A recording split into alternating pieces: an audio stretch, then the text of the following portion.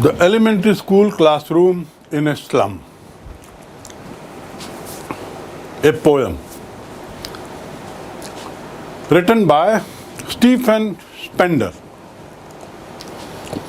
Before we go on to the understanding of the poem, which is otherwise very brief but has a huge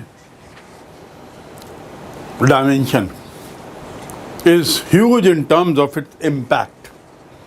Let us know something about the writer. हम Spender के बारे में कुछ थोड़ा सा जानने की कोशिश करें इससे पहले कि उनके विचारों से इस कविता के माध्यम से मुखातिब हों। कविता जो है वो है तो छोटी, बड़ी संक्षिप्त है, लेकिन इसके जो गहन अर्थ हैं, इसका जो दायरा है वो बहुत विशाल है। Stephen Spender, born in 1909 and died very recently, just about 25 years back in 1995, lived a rich, long life. And as a poet, he earned good fame. But he was also an essayist. एक कवि भी थे और एक निबंधकार भी थे. He wrote plenty of many essays which have earned kudos for him.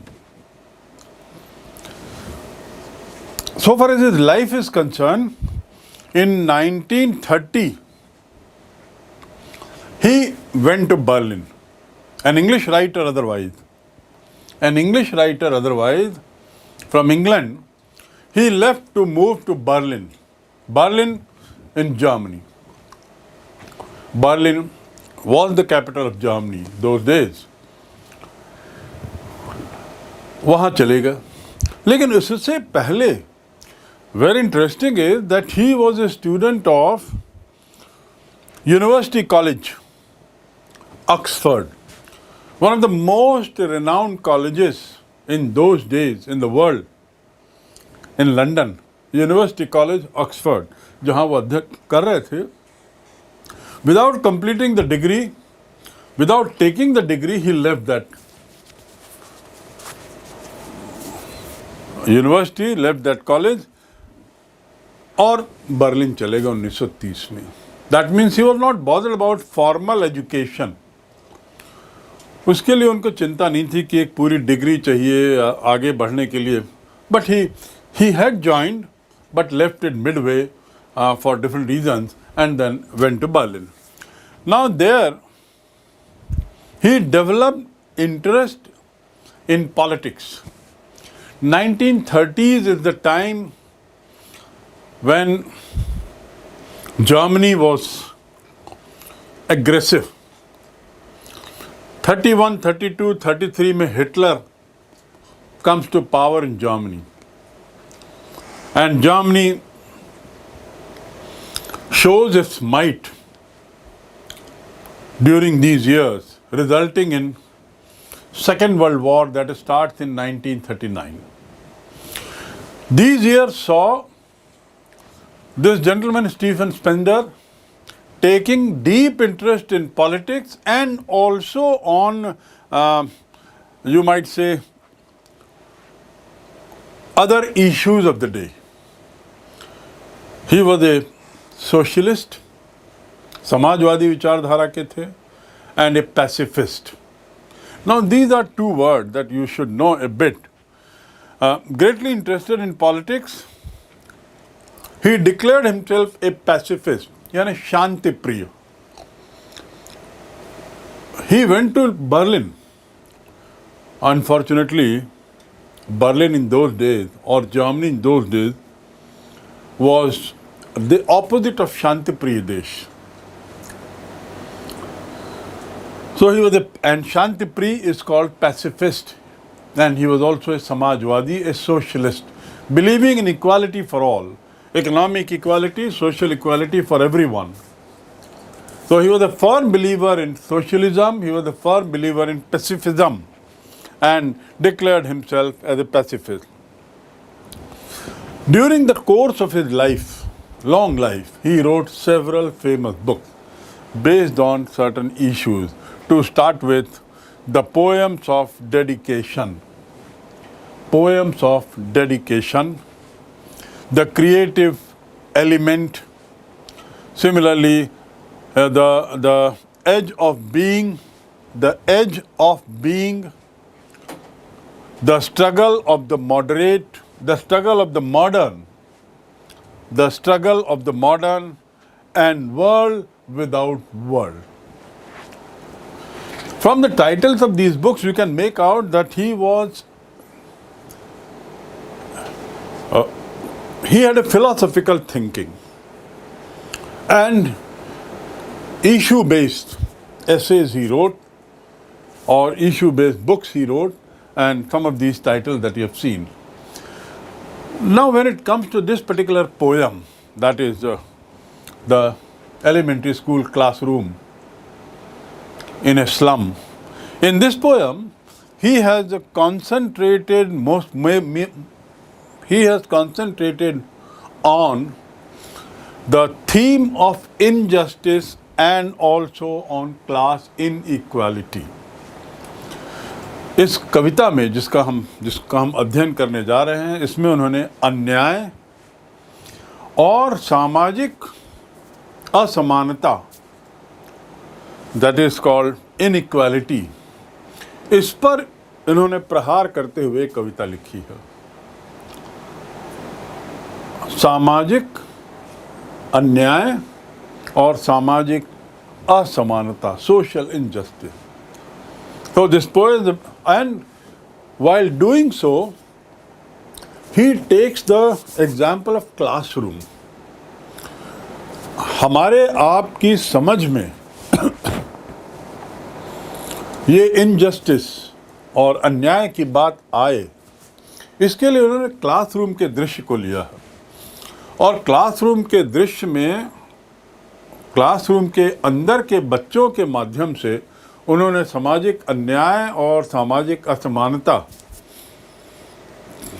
पर प्रहार किया है. और अंत में जो बात कही है, that is something very very important. इतिहास वही बनाता है जो अध्ययन करता है, जो कठोर श्रम करता है. So let us start with the understanding of the poem, The Elementary Classroom in a Slum. An elementary classroom in a slum by Stephen Spender, Class 12, English, Poetry. An elementary classroom in a slum by Stephen Spender. Elementary classroom in a slum is a poem which has depiction of values, which has a picture of discrepancy in the society, which has a picture of inequality and some sort of injustice. The social division is in its own way mentioned by the author, by the poet in this poem. Stephen Spender is famous for writing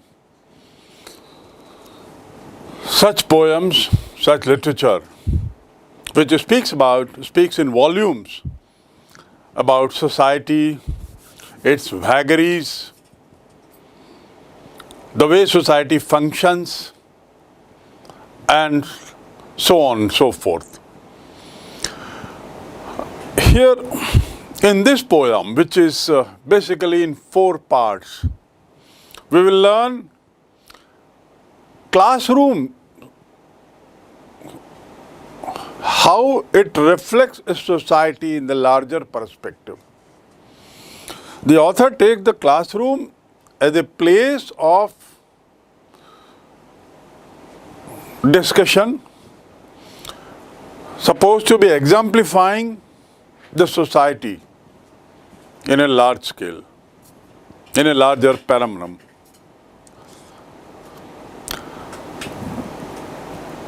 The way society is divided, he equates that with the classrooms.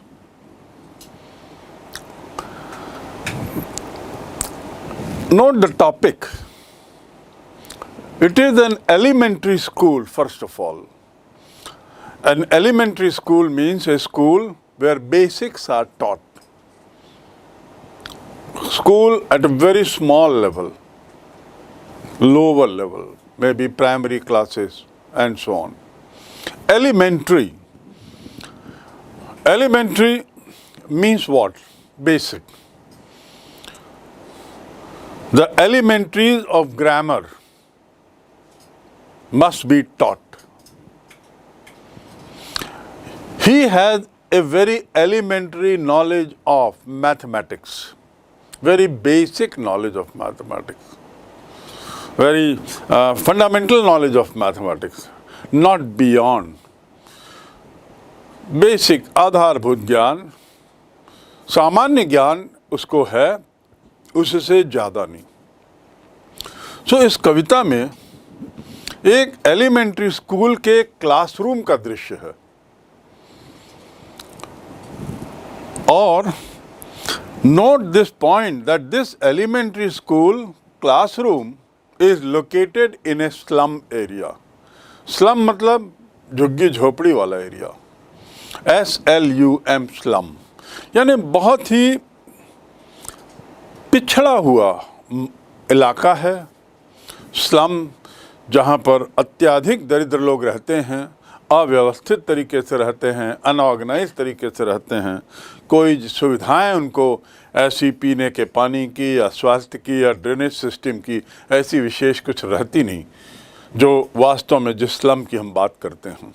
So this school is located in a slum area and the author talks about the school, the classroom scene of one of those such schools, right? So this is the situation of the story. And as far as the background, as far as the message is concerned, the story gives the message about inequality in society. It gives about so-called injustice in society. एक समाज में जो अन्याय है, समाज का जो वर्गीकरण है, समाज जो विभिन्न वर्गों में बटा हुआ है, उसको क्लासरूम के बच्चों के माध्यम से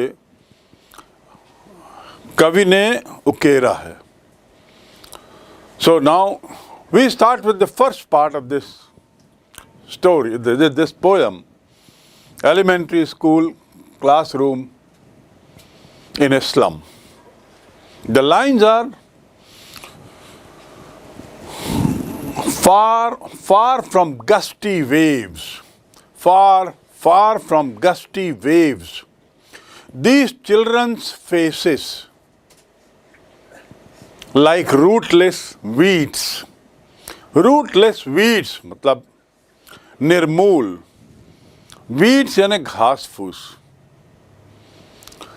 waves यानी तरंगें, लहरें, and gusty means झोंकेदार, Tej.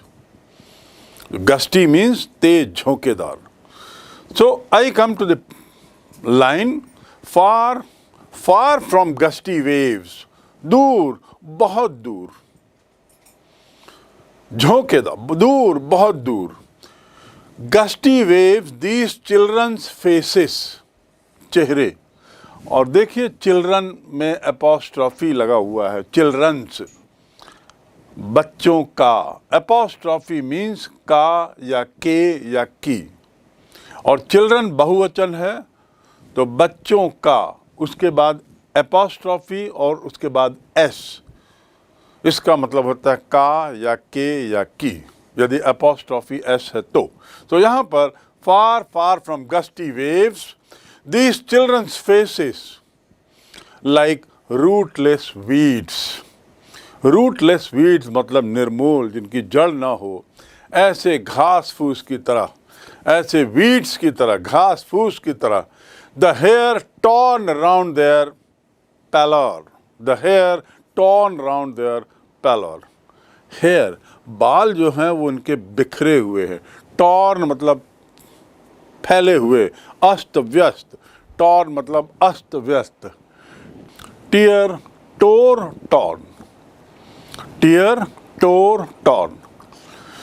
So the author says, the poet says that far, far from gusty waves, झोंकेदार तरंगों से, झोंकेदार हवाओं से दूर, बहुत दूर, these children's faces, इन बच्चों के चेहरे, like rootless weeds, घास फूस, निर्मूल घास फूस, बिल्कुल बाल। The hair torn round their pallor. Pallor means face. Pallor means face. Chehra. Pallor means chehra. So he is describing about the face, faces there in the classroom. And he says, कैसे हैं चेहरे? निर्मूल, घास फूस की तरह उनके बाल फैले हुए हैं, अस्त व्यस्त हैं, बिखरे हुए हैं। The hair torn around their pallor. The tall girl with her weighed down head. उनमें से एक लड़की भी है, ऊंची लड़की, the tall girl, weighed down head, अपना सिर झुकाए हुए। To weigh मतलब वजन करना, WEIGH, weigh। टी नहीं है इसमें, देखेंगे। WEIGH मतलब वजन, और WEIGH माने वजन करना। वेट डाउन हेड, सिर से को झुकाए हुए अपने वजन से एक ऊंची लड़की भी है। The tall girl with her weighed down head. The paper, seeming boy with rat's eyes. The paper, seeming boy with rat's eye. चूहे की आंखों की तरह एक लड़का भी दिख रहा है। चूहे की आंखों की तरह, आंखें धसी हुई, झुकी हुई, एक लड़का भी दिख रहा है जो कागज पकड़ा हुआ है। रैट्स आइज, देखिए रैट में भी एपोस्ट्रोफी, रैट एपोस्ट्रोफी एस, मतलब काके की, चूहे की आंख जैसा। सीमिंग बॉय, लड़के जैसा दिखता हुआ। सीम माने दिखाई देना, महसूस होना। It seems you are unhappy, ऐसा महसूस होता है, ऐसा दिखता है कि तुम नाखुश हो। सीमिंग बॉय, ऐसा दिखाई दे रहा है जिसकी आंखें धसी हुई हों, चूहे जैसी हों। The stunted unlucky heir, stunted growth. Stunted growth मतलब क्या होता है? अविकसित। That boy has a stunted growth, अविकसित उसका ग्रोथ है, उसका जो वार्धक्य है ठीक ठाक नहीं है, शरीर से दुबला पतला, शरीर की बनावट भी थोड़ी सी अजीब है, थोड़ी अलग है, एक सामान्य बच्चे जैसा वो नहीं है, स्टंटेड है, अविकसित है। Paper seeming, as I told you, seeming means दिखता हुआ। ना पेपर सीमिंग, कागज की तरह दिखता हुआ, थोड़ा बड़ा, दुबला पतला, दुबला पतला, कागज की तरह थोड़ा बड़ा, अविकसित बच्चा। So each word here has a symbolic meaning also. And through these symbols, the author is telling you about the children who are there in the classroom. The paper seeming boy, कागज जैसा दिखता हुआ लड़का, with rat's eyes. The stunted unlucky hair. Stunted मतलब अविकसित।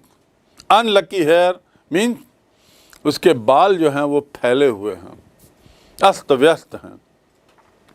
Of twisted bones. Now here see the word unlucky heir है, HEIR, heir. Heir means what? Heir means उत्तराधिकारी, remember, यहाँ हेयर नहीं है, उत्तराधिकारी है। The spelling of the word hair means H-A-I-R, hair, and here the spelling is H-E-I-R, heir, and this means उत्तराधिकारी। Unlucky heir of twisted bones, वो बच्चा जो है वो ट्विस्टेड बोन, ट्विस्टेड मतलब तुड़ी मुड़ी, ट्विस्टेड मतलब तुड़ी मुड़ी, मुड़ी हुई, उस स्ट्रेट बॉडी उसकी नहीं है, हड्डियां जो हैं वो कुछ अविकसित जैसी हैं, ट्विस्टेड हैं। डोंट ट्विस्ट द स्टोरी, कहानी को मोड़ो मत, तोड़ो मोड़ो मत। Don't twist the fact, twist मतलब मोड़ना, तोड़ना, मोड़ना। डोंट ट्विस्ट द वायर, तार को मोड़ो।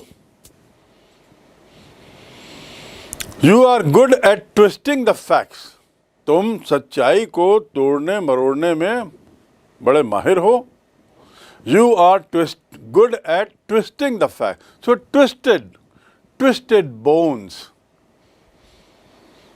reciting a father's gnarled disease, reciting a father, recite करना मतलब जोर जोर से पढ़ना, जोर जोर से बोलना, पढ़ना, एक एक करके वर्णन करना, एक एक कर जोर जोर से उसको बोलना।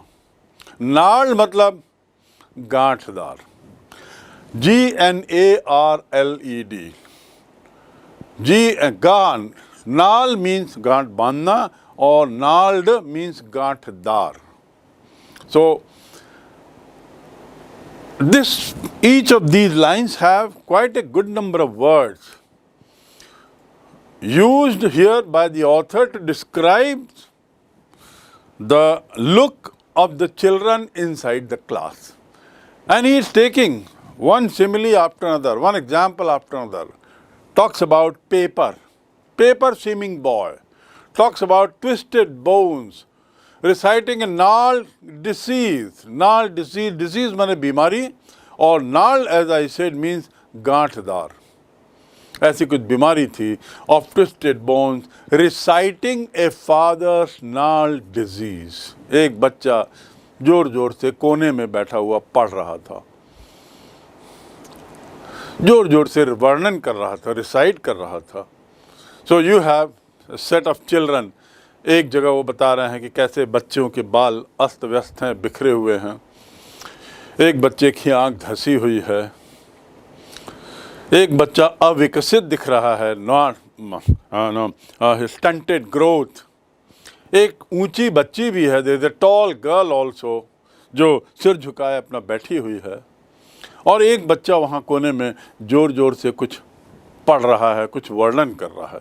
So this is a classroom scene the author is narrating. Dim means अंधकार वाला. Now what happens is disease, D-I-S-E-A-S-E. Note the spelling. We normally make mistakes. We write D-E. It is not D-E. It starts with D-I. Disease माने बीमारी. His lesson from his desk of twisted bones, reciting a father's gnarled, what? Gnarled disease. His lesson from his desk. अपने desk में बैठकर वो अपना lesson जोर जोर से पढ़ रहा है, रिसाइट कर रहा है. And that child, his eyes live in a dream.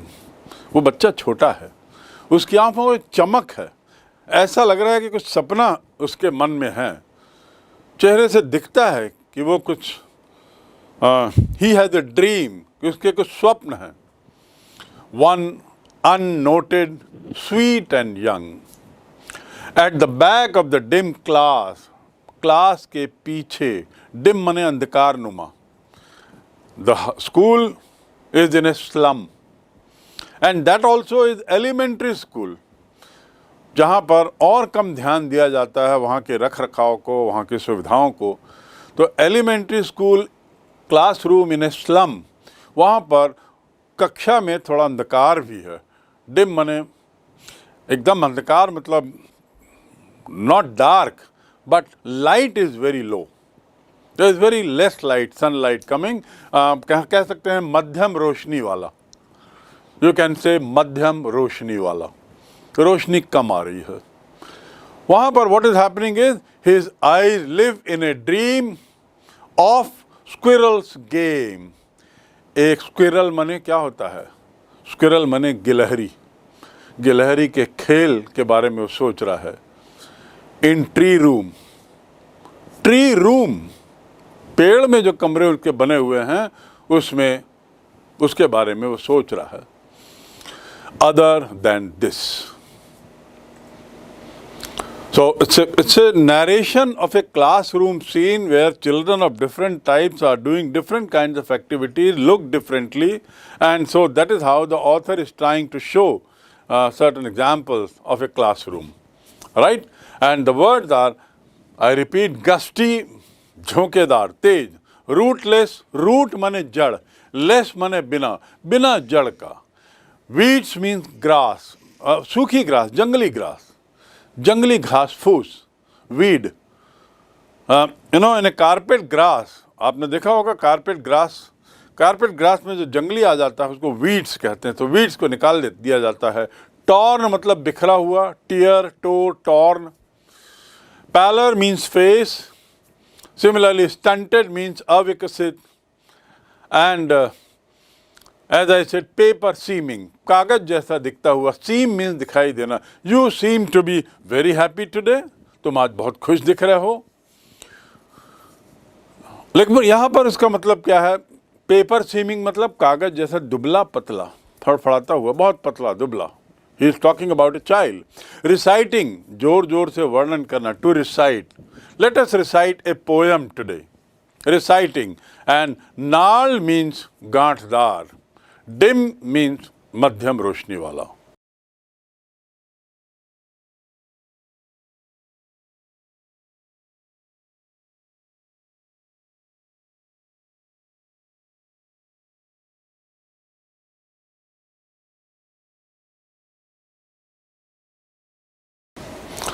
So this part 1 paragraph is all about a classroom scene, and there the author is telling about the kind of children, the kind of looks they wear, जिस तरह के इनके चेहरे हैं, पीली चमड़ियाँ, बिना जड़ों में के बाल, घास फूस जैसे व्यस्त बाल, एक लंबी लड़की जो सिर पकड़े हुए झुकाए बैठी है, और कागज जैसे दिखाई देने वाले लड़के, उसके साथ ही एक अविकसित लड़का भी है जो किस चीज़ का उत्तराधिकारी है? HEIR, एयर, मुड़ी तुड़ी हड्डियों का उत्तराधिकारी। उसे विरासत में मुड़ी तुड़ी हड्डियां मिली हैं, उसके शरीर में बीमारी है, कुछ ऐसा है, उसको लगता है वो कुछ जोर जोर से अपने क्लास में कुछ बोल रहा है, पाठ बोल कर सुना रहा है। धुंधली रोशनी वाले कमरे के पीछे एक प्यारा सा छोटा लड़का बैठा है। डिम लाइट, धुंधली रोशनी, और उसकी आंखों में क्या है? एक स्वप्न है। A dream looks to be there around his face, and that child is thinking about squirrel, एक गिलहरी के खेल के बारे में सोच रहा है जो इस कमरे के अतिरिक्त किसी पेड़ वाले अन्य कमरे में होता रहता है, कहीं और वो हो रहा है वो खेल, उसके बारे में वो सोच रहा है। Having understood the classroom scene, having understood some kind of picture of the classroom, now we come to the part 2, what we can call as part 2 of the story, or stanza, another stanza. Stanza means what? STANZA. Stanza means कविता का हिस्सा, जो 4-4, 6-6 line का एक एक हिस्सा होता है, उसे स्टैंजा कहते हैं। So let's come to the next part of it. On sour cream walls, on sour cream walls, donations, Shakespeare's head. Shakespeare is what? Shakespeare is the name of the most illustrious writer in English. अंग्रेजी में सबसे महान साहित्यकार Shakespeare कहलाते हैं। Look at his spelling, very few people right it correctly. So you being learned now, you should note down the spelling correctly. Shakespeare. I repeat, Shakespeare.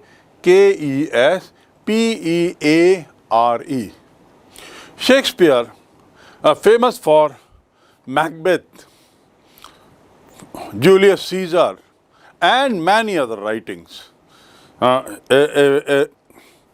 Most famous English author, dramatist, theatre story writer, etc. He belongs to 15th, 16th century, born in England.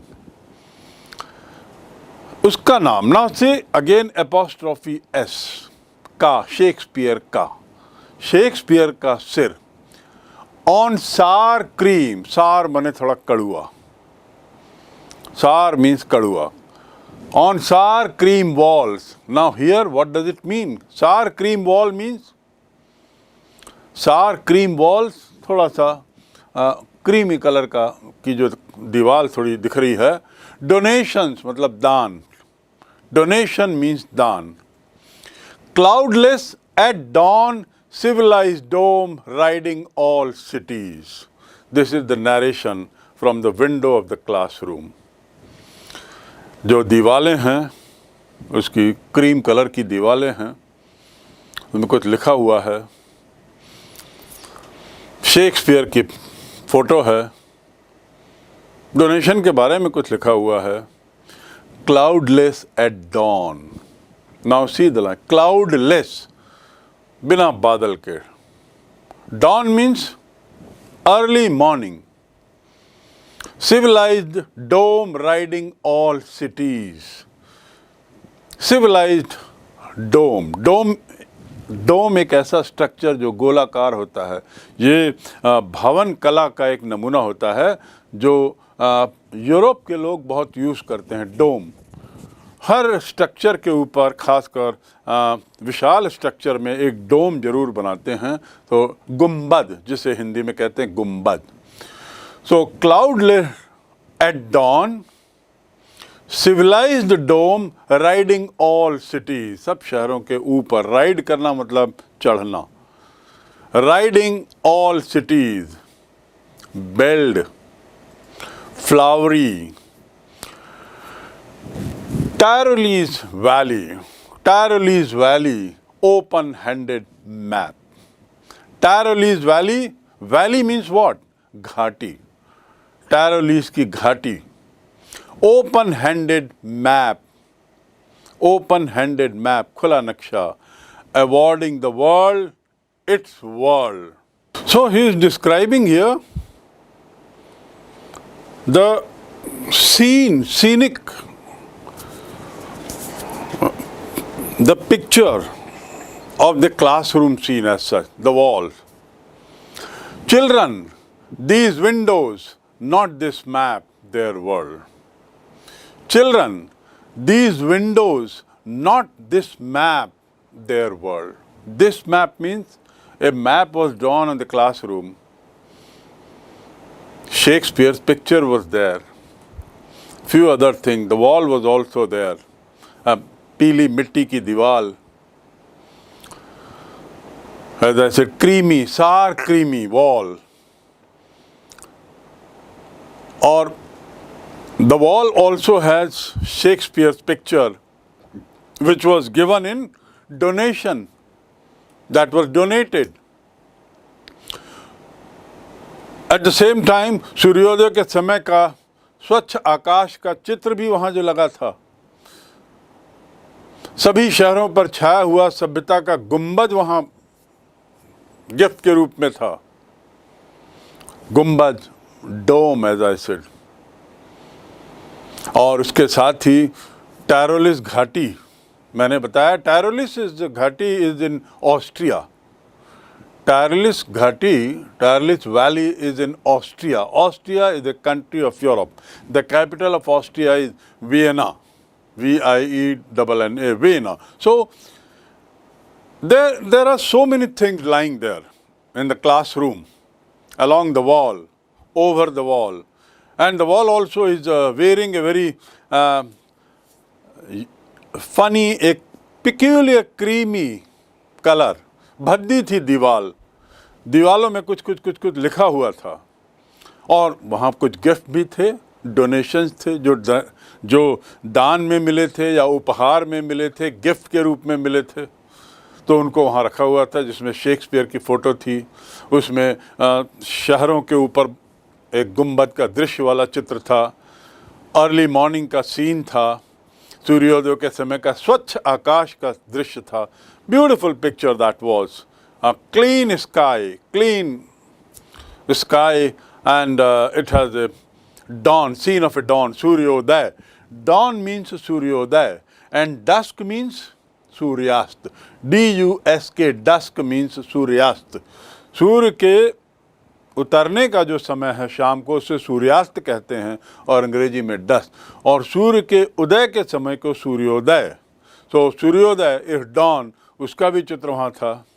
गुंबद का तो था ही, घंटियों वाली फिर फूलों से जो Tigris या टैरोलिस जो घाटी थी, उसका भी चित्र था. और एक बड़ा ओपन हैंडेड, जिसे कह रहे हैं, ओपन हैंडेड मीन्स बड़ा हुआ, उदार विश्व मानचित्र भी वहाँ पर लगा हुआ था, खुला हुआ मानचित्र वहाँ लगा हुआ था. What is sealed in? SEAL. To seal मतलब बंद कर देना. Seal the envelope. Seal the envelope. Seal the room.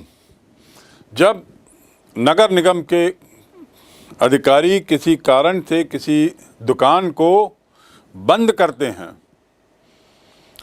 उस दुकान के ओनर पर कुछ कार्रवाई करना है और कुछ शंका है, तो दुकान को बंद करते हैं, ताला लगाते हैं, और ताला लगाने के बाद उसके ऊपर सील लगाते हैं. So it was sealed in. Sealed in मतलब यहाँ पर विरोधाभास. सील कर देते हैं मतलब दुकान को बंद कर देते हैं, तो सील्ड इन मतलब कैद कर देते हैं, कैद किया हुआ, तो उसमें समाया हुआ. सो सील्ड इन. लीड स्काई, शीशे से रंग वाला आसमान. लेड स्काई, लीड नहीं, लेड, LEAD. लेड मतलब एक तरह का पदार्थ, जिसे केमिस्ट्री में PB जिसका सिंबल होता है, लेड. लेड या शीशे के रंग वाला आसमान, खुला आसमान. और केप्स, समुद्र में जाता हुआ, CAPE, केप मतलब क्या होता है, समुद्र में जाता हुआ एक ज़मीन का हिस्सा जो रहता है, तीनों तरफ समुद्र है, और वो हिस्सा केप ऑफ गुड होप. आपने सुना होगा ये नाम, Cape of Good Hope.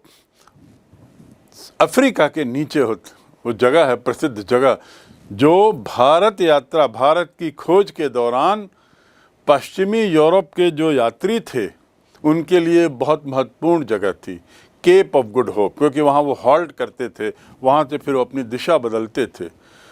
Africa के नीचे केप ऑफ गुड होप. तो cape is a place where the land juts out. निकलती है, जमीन निकलती है और समुद्र के अंदर समा जाती है. Narrow space. सो अंतरी समुद्र में जाता हुआ जमीन का हिस्सा, that is called capes. And lead sky, as I said, शीशे जैसा आसमान हो गया था, शीशे के रंग जैसा. Now in this, unlike the first paragraph, the author is talking about the views around. He is talking about the views around, and he says that all these things, including the map that is there on the wall, it speaks about the world around. It speaks about good things in the world: open sky, dome-like structures over cities, Shakespeare, map. At the same time, clean sky, early morning Suryoday sky, and what not. Tyrolese Ghati, the valley. So everything is good that is shown inside the classroom. This is part 2 of the poem. But it says, But it says, this but is a turning point. But it says, the author says, this map is not the world for the children who are there. As I told you, there was a world map. This world map is not the world for these children. It is not the world for these children. ये मानचित्र जो कक्षा के अंदर बना हुआ है वो उनका नहीं है, बल्कि उनकी जो दुनिया है वो खिड़की है। खिड़की से जो बाहर दिखाई दे रहा है वो उनकी दुनिया है, not those which are there inside the walls.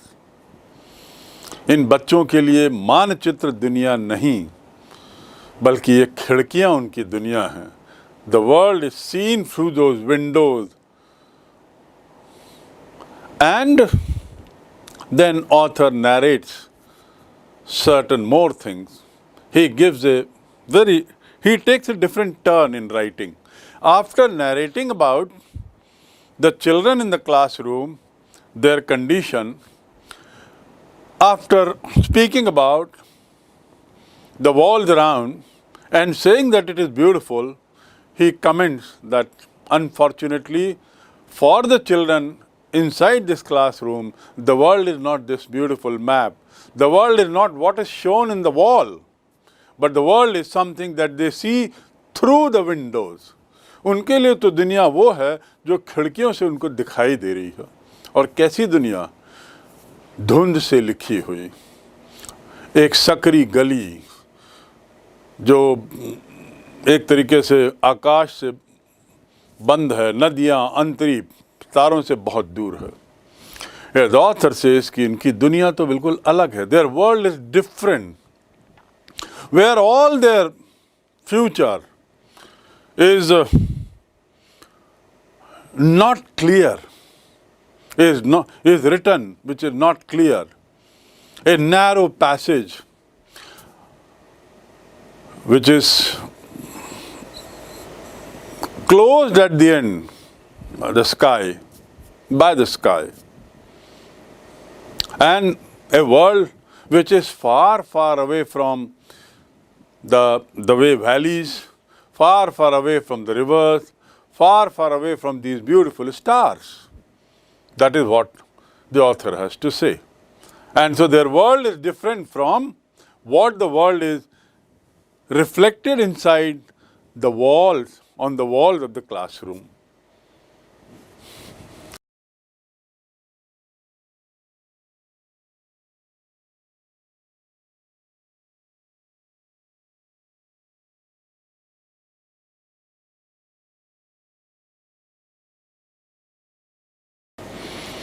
To say that again, those important lines.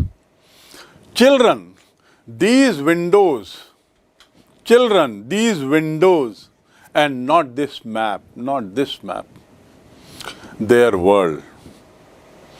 These windows is their world, and not what they see inside the classroom in that map and those pictures and those gifts. They are not their world, where all their future is painted with a fog, where all their future is painted with a fog. उस window से उनको foggy भविष्य दिखाई देता है। Painted with a fog. Fog means what? Fog मतलब धुंधला। जब ठंड पड़ती है तो ओस और उस ओस के कारण सुबह का जो समय आप देखते हैं वो धुंधला दिखाई देता है, स्पष्ट नहीं दिखाई देता, फॉगी दिखाई देता है। और फॉगी मतलब धुंध, क्लियर नहीं, स्पष्टता नहीं है उसमें, हेजी है। Foggy becomes hazy. And what is smog? SMOG, like fog which is dhundla due to oss. Smog is fog and smoke combination. जो इंडस्ट्रियल शहर होते हैं वहाँ स्मॉग होता है, क्योंकि इंडस्ट्रियल शहर में, औद्योगिक शहर में जो मीनारें होती हैं, चिमनियाँ जो होती हैं, उन चिमनियों से जब धुआं निकलता है बहुत ऊंचाइयों में, आकाश में जाता हुआ, वो ओस में मिल जाता है और एक तरीके से एक अजीब अलग रंग का माहौल हो जाता है, अलग रंग का दृश्य आकाश हो जाता है। और ऐसा इस तरह का धुंधलापन जो इंडस्ट्रियल पोल्यूशन के एमिशन से हो रहा है वो स्मॉग कहलाता है, SMOG, fog and smog. So यहाँ where all his future is painted with a fog. Writer कह रहे हैं कि the future of these children, इन बच्चों का जो भविष्य है वो बड़ा धुंधला दिखाई दे रहा है उनको उस खिड़कियों से, पेंटेड विद ए फॉग। जो दृश्य दिख रहा है उनको खिड़की से वो ऐसा लग रहा है कि मानो अंधकार में है, थोड़ा सा धुंधला है, स्पष्ट नहीं है। You can understand they do not know which direction they are going, किस दिशा में वो जा रहे हैं सब उन लोगों को मालूम नहीं है, इसलिए भविष्य अस्पष्ट है। A narrow street sealed in with a lead sky, और उसमें जो दूर देखते हैं तो वो जाके वो जो खिड़की से जो सड़क जाती हुई दिखाई देती है, ऐसा लगता है वो आकाश में मिल गई। It has merged with the sky, a narrow lane, a narrow street, sealed in.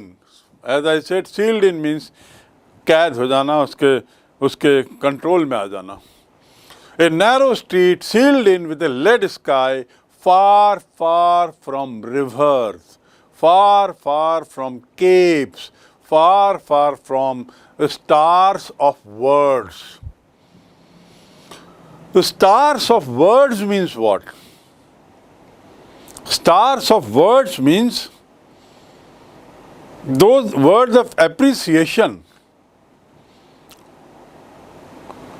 which are far from these children. Words of appreciation, words of praise, words of happiness. The capes, the rivers, they are all far away from these children. ये तो उनके पहुंच के बहुत दूर है। Far, far. He is repeating twice. In order to emphasize that, he is repeating it twice. A narrow street sealed in a lead sky, far, far from rivers, capes, and stars of words. This is part 2 of the poem.